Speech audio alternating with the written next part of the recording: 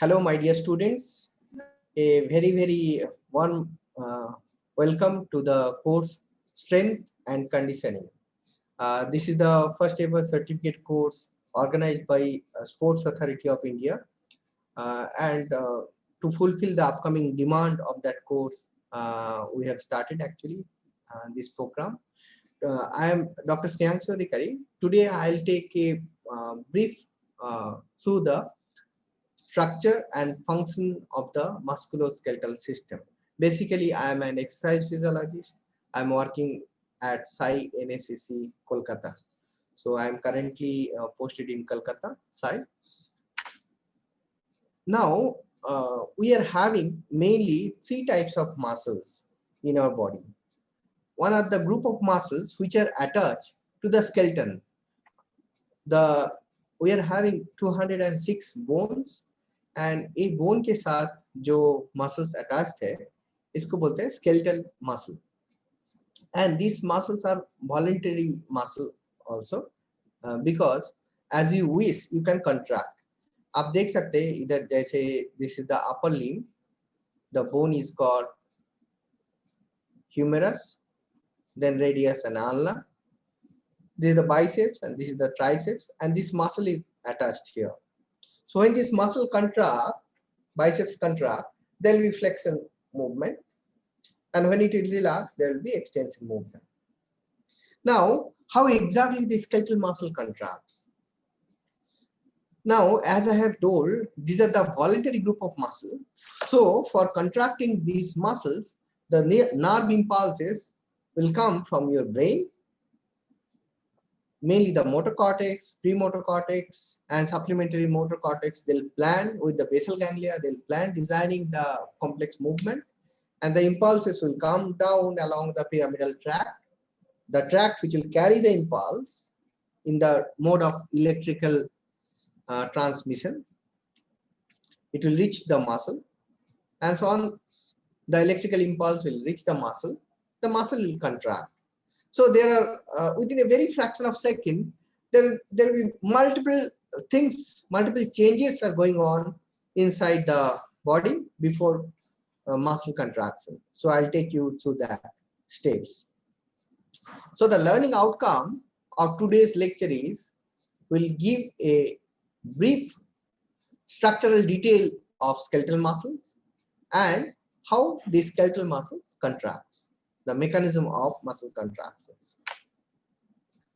Now let's see what for these muscles are important for an athlete as you are going to give the input to the players. So you need to know what exactly these muscles give the utility to the players. Now the final common determinant of any successive event is based on your muscle. What your muscle can do when it is required, what strength it can give when it is needed, and what power it can achieve during the performance. Also, how long they can continue their activity without getting exhausted or fatigued. So, your muscle is the final common determinant for any game. Now, before going to the detail, I need to show you how exactly the electrical impulses in the nerve will generate and how these impulses will be carried across this nerve fiber and it will reach the muscle. Now, there is a single motor unit which indicates the single motor unit basically indicates the nerve motor neuron which is coming out from the spinal cord. So you are having the brain and the spinal cord. So from the spinal cord, anterior horn cell, the neurons used to come out, and in the anterior horn cell of the spinal cord, your neuronal cell body will be situated, and this motor neuron will come out. With its branches, it will supply the muscle. Now, based on the based on the structure where it is supplied. So you have a different group of motor units for different group of muscle. Even for a single muscle also, there are multiple motor unit also. So one nerve impulse will come through the motor unit. It will cause a group of muscle fibers to get contracted. So let's see how this electrical impulse will be carried by a neuron. Now inside the neuron, this is schematic diagram represents neuron. This is the inside, which is filled with the intracellular fluid. This is outside the neuron, which is filled with the extracellular fluid. The ionic difference across the cell membrane of this neuron is pretty different. If you connect that, you'll get, if you put one microelectrode inside the cell, neuronal cell, and outside the surface, and if you connect with amplify and connect with one voltmeter or cathode ray oscilloscope, you will be able to see there will be electrical current difference in the resting stage. It is around minus 70 millivolt. So outside the neuron, inside is more positive than the outside. Now, if you see this ionic difference is because of the ionic, this electrical difference is because of the ionic difference across the cell membrane. If you see here in the extracellular fluid, you are having a very higher concentration of sodium ion, around 150 milliequivalent per liter. In the intracellular fluid, it is around 15. But potassium concentration, look at that. Inside the cell, it is just inside the cell it is just 150 higher concentration, and outside it is just 5. So potassium try to go out based on its concentration gradient, sodium try to come in, and you are having sodium potassium ATPase pump inside the cell. Once it pumps back, it so three sodiums in exchange with 2 potassium by cleaving 1 ATP. Now let's see the structure of neuron which is supplying the muscle. So these are the neuronal fibers you can see. Obviously, the motor neuron are the very fastest group of neuron which comes under A alpha type of fiber, and they are having very fast conduction velocity. Very fast impulse can be carried along this nerve, and this is the axon. You can see the axon is covered with the myelin sheath. Obviously they're the myelinated group of neurons, and these are the node of Ranvier where the myelination is not there. This entire thing is covered, single neuron is covered by the endoneurium, and again branch of many neurons will be covered by the perineurium, and again many fascicles will be covered by the epineurium. So these are the covering of the neurons you can see here. Now look into that nerve action potential. Action potential is nothing but sudden change of the electrical impulse, resting membrane potential. Very rapid, transient, and large change. So very rapid, transient, and large change in the membrane potential, resulting the reversal of the polarity. So अभी जो मैंने बताया जो polarity था across the cell membrane वो reverse हो जाएगा, and within a very fraction of fraction of millisecond basically, and this event will happen, and it develop a transient change and large change in the membrane polarity, and it develops it will initially reach the threshold, and as soon as it reaches the threshold, it will trigger an action potential, and it consists of rapid depolarization followed by rapid repolarization. That can be recorded in cathode ray oscilloscope. Look at that. As I have told, from minus 70, it will reach the threshold around minus 55. As soon as it reaches minus 55, there are very fast changes. Look at this. Once the triggering event, once the stimulus, it will be stimulated, or electrical impulse will develop to reach the threshold, and when slowly it will reach the threshold. So this is the threshold around minus 55. When it reaches the threshold, it will give an very rapid changes of action potential. So action potential is having this phase which is called the depolarization. So as I have told, there will be polarity difference across the cell membrane and it will be depolarized first. Then the next phase is called repolarization. So from here to here, it is called repolarization. Look at that, depolarization means polarity is going to lose. So there will not be any polarity difference. Look at that, it is from -55, it is coming towards the zero. Not only zero, it is even going towards the positive.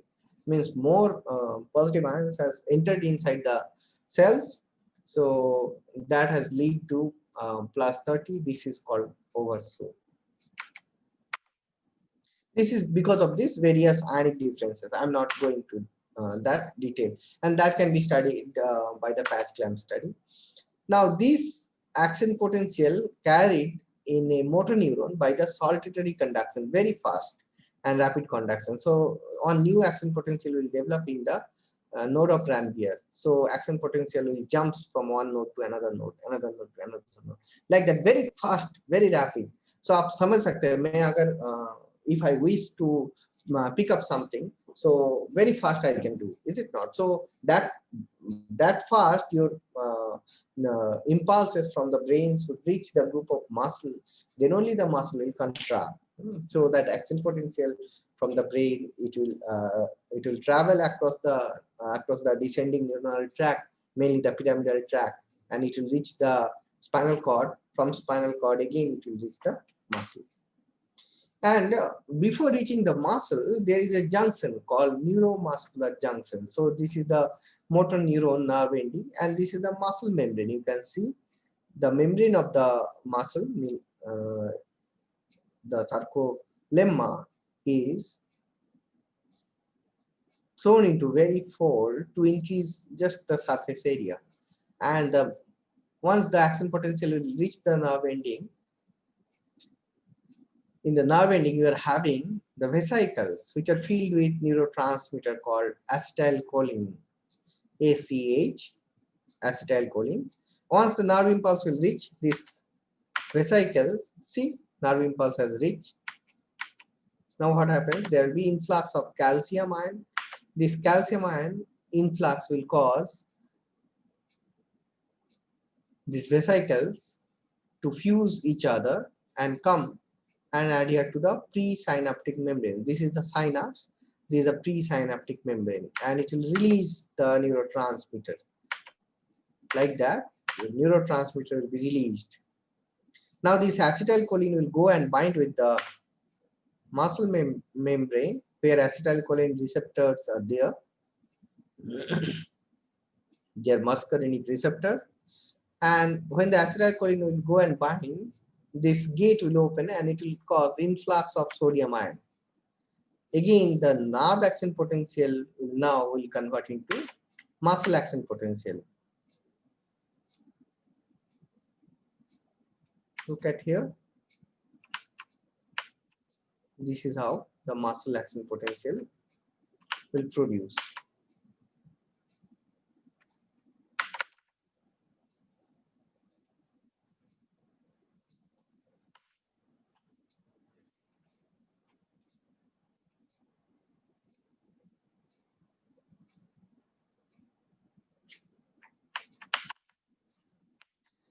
So it will develop on end plate potential, EPP, like that. And this end plate potential means end plate potential is a local potential changes. This end plate potential will rapidly spread, and you're having tremendous amount of voltage gated sodium channels across this membrane, and it will develop an action potential. Now, remember, so before your muscle contraction, these all events should take place, is it not? Now now you have developed the muscle action potential. So muscle action potential has developed.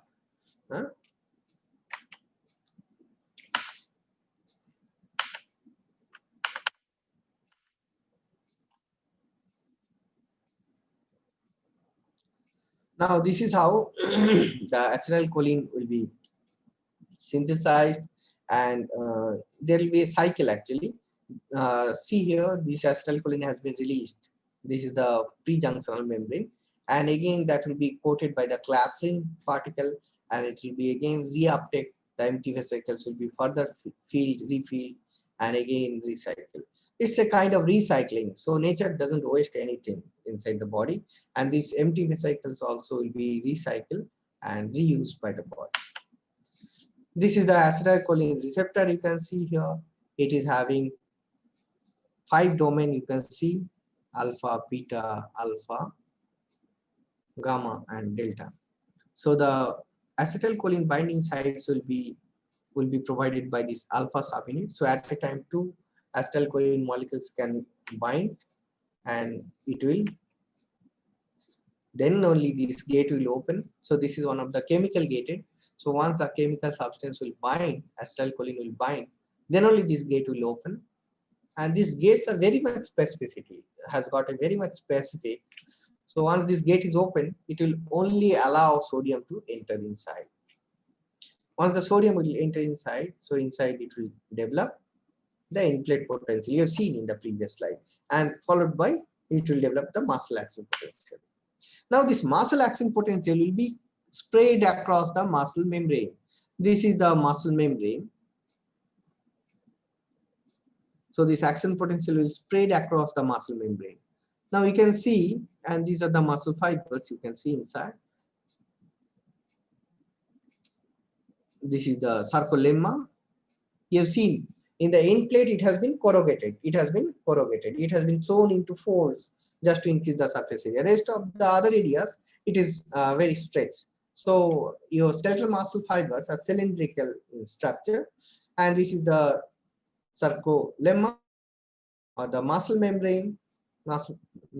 And these are the, you are having 2 types of tubules arrangement inside the muscle fiber. You can see some tubules are, these are called the L tubules. L stands for longitudinally situated along the muscle. You can see here, these are across the muscle length longitudinally, and some are situated T tubules called T tubules. They are actually situated transversely. You see, these tubules are situated transversely. So when the electrical impulse will reach the muscle membrane, it will spread across the muscle membrane, and it will also reach along these T tubules and spread to the interior of the muscle. Look into that. This structure is called triad. So this is the length of the T tubules, and these are the L tubules, and this is called the triad. Now the impulse has reached here. Now from here, impulse should reach to the L tubules. So you have 2 types of structures. One is called dihydropyridine and ryanodine.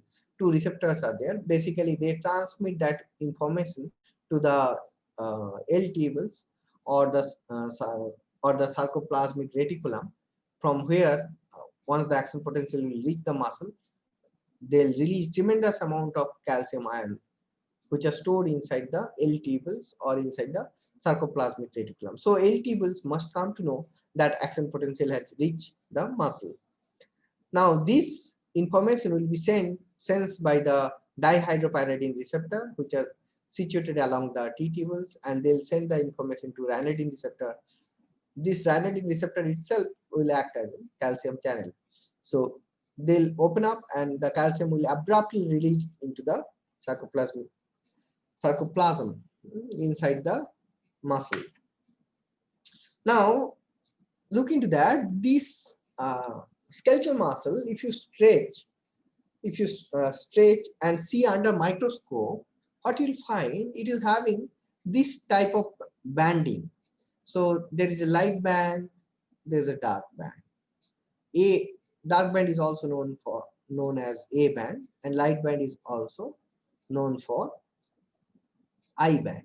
I stand for isotropic and A stand for anisotropic, based on this light path. So in the microscope, if you keep the slide, if you take a section and see under microscope, you'll be able to see some area of these skeletal muscle fibers will be cylindrical.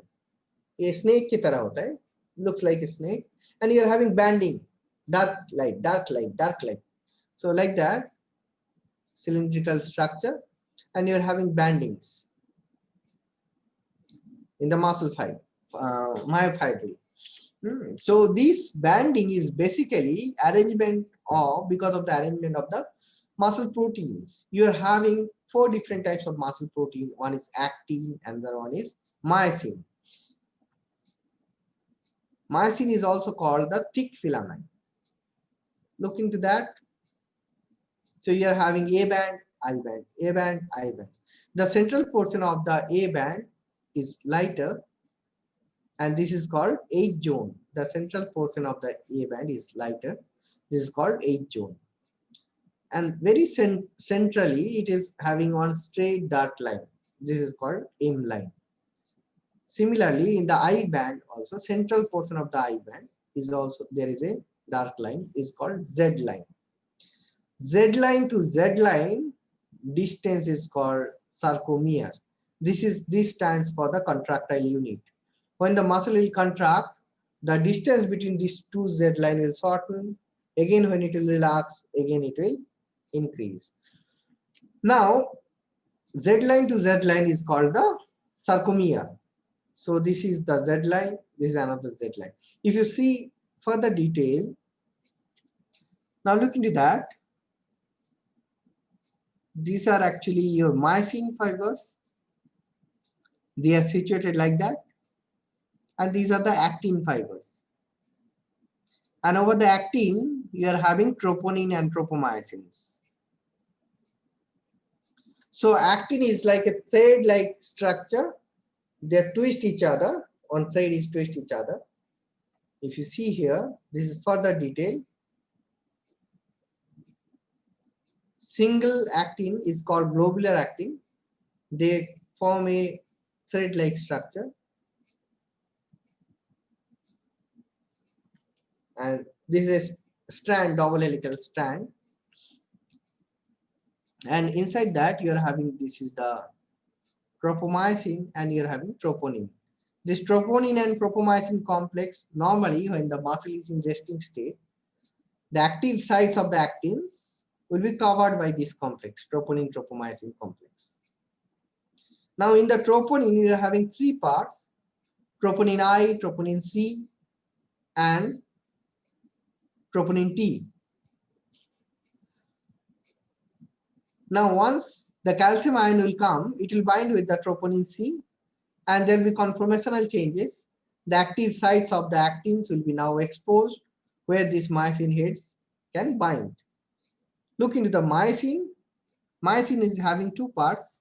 This is the filamentous part, and this is the head part of the myosin, where you are having the actin binding site as well as ATPase site.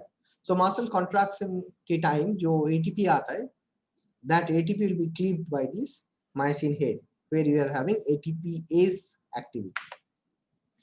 Look into that further detail.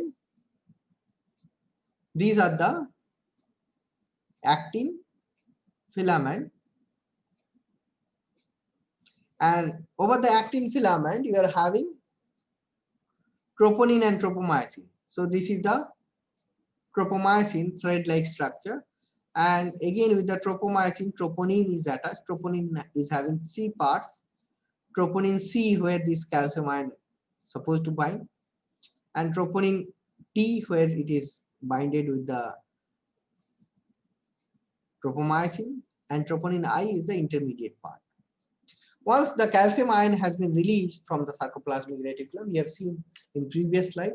So when the action potential will reach the muscle, there will be tremendous amount of calcium ions which will be released within a fraction of a second. This calcium ion will come and bind with this troponin C. And there will be conformational changes, and these active sites over the actin will be now exposed, where these myosin heads can bind. See here, immediately now this myosin head will bind, and it will bind, and by cleaving one ATP, it will give a power stroke. Power stroke means what? It will tilt. It will tilt like that. So it will bind and give a power stroke. Again, it will come to horizontal position. It will bind, again give a power stroke. Like that it will keep on happening till that z line will be most close each other, so that sarcomere length will decrease. See how this animation clearly indicates how exactly muscle contraction is happening. Now calcium ion has come and bind. See, this pyramidal structure is showing the calcium ion. Calcium ion is coming, this calcium ion is coming and binding here. See here, the calcium ion is coming and binding with the troponin C, and there will be conformational changes. Now it is getting exposed for the myosin head to bind. Now myosin head is binding to the active sites and it is cleaving on ATP. This is the ATP molecule. Sorry, this indicates the ATP molecule. So ATP molecule is attached and it is getting cleaved immediately and give a pause stroke like that. This theory is called walk along theory. This theory is called walk along theory, and this will result muscle to get contracted.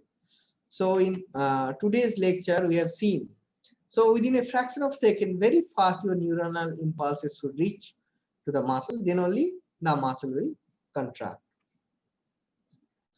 So I'll repeat once again.